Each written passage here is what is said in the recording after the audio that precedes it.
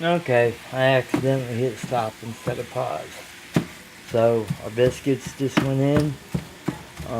We're cooking we're cooking the sausage right now. If you haven't got one of these yet, you can buy these at Walmart for like $4 or $5, I think. They're usually by the Hamburger Helper and stuff. It's really good at helping to chop up meat, non-scratch. So as soon as this is all brown, we'll show you how to make gravy. Okay, as you can see, this thing chops it up very nice. Now, sausage is usually pretty fat-free, so if you have a lot of grease in your sausage, you're buying fat.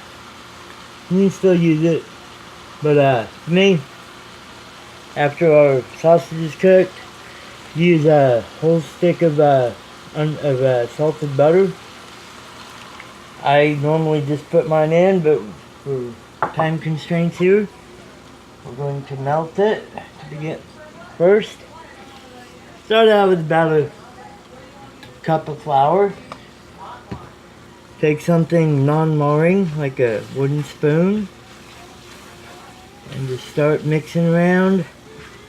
Mix up your fat with your flour.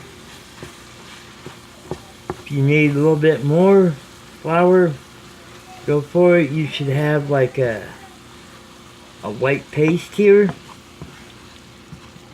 If you have too much flour, it'll be super thick. You don't want that because you'll get lumpy gravy.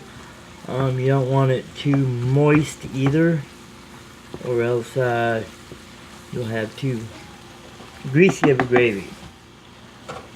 So about a half cup of butter, cup of flour does the trick. Then just put in a whole bunch of milk. Don't really have to use any specific amount. Now the trick here is to just go ahead and stir constantly, because you don't want lumpy gravy. You're going to have to heat up your milk first. Like I said, stir constantly. It should start to heat up pretty quick because all your sausage and everything is hot. It should have heated up your milk pretty fast. Now if it starts getting too thick on you right away, you're going to have to add more milk. That's why you don't want to add a crap ton of milk to begin with, because you always have to adjust your recipe.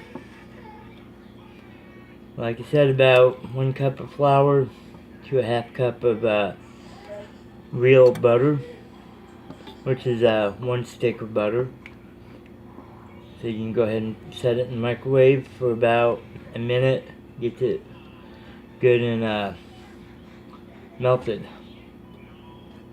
Now I can already feel that this is starting to thicken up. So let's go ahead and biscuits are coming along nicely.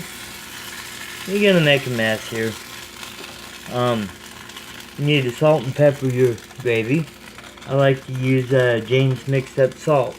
It has some really good flavor to it.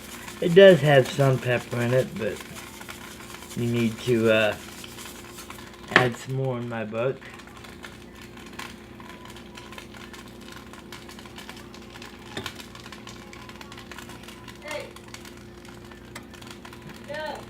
And like I said, you gotta stir it almost constantly, because that flour combo on the bottom starts coagulating. So if you don't stir it constantly, you're gonna get lumpy gravy, and lumpy gravy is no good in my book.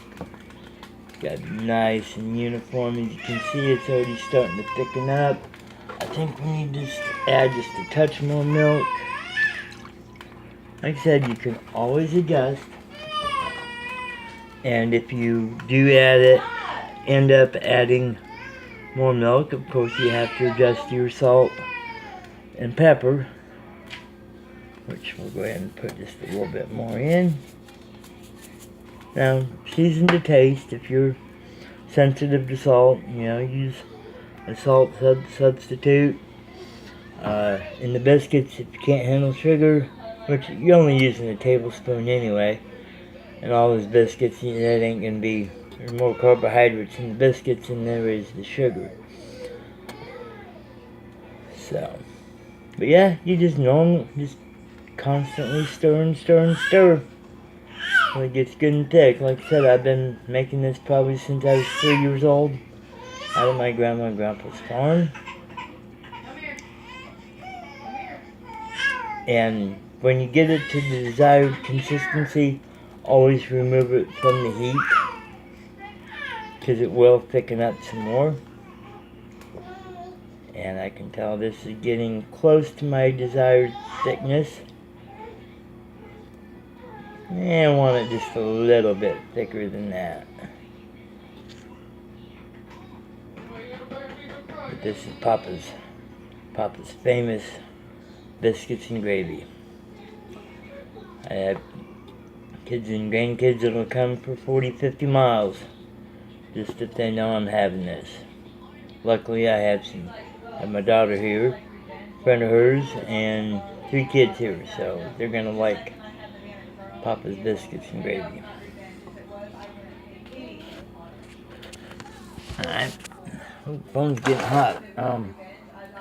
What advice? Don't put your phone on the oven, I guess, while you're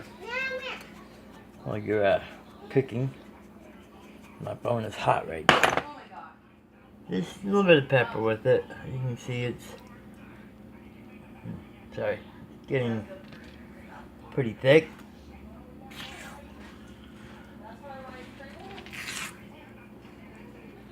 So that's about the desired thickness that I want. I'll go ahead and stir it a little bit more. Let's see how, and they're just about done. So here in a few minutes, we'll be having biscuits and gravy. Okay, we are just about ready. This is what your golden drop biscuits should look like. And this is about the consistency you want your gravy. So, I'll be feeding the grandkids. They're patiently waiting somewhere. They're outside. Oh, they're outside? Oh, alright. Well, we'll get the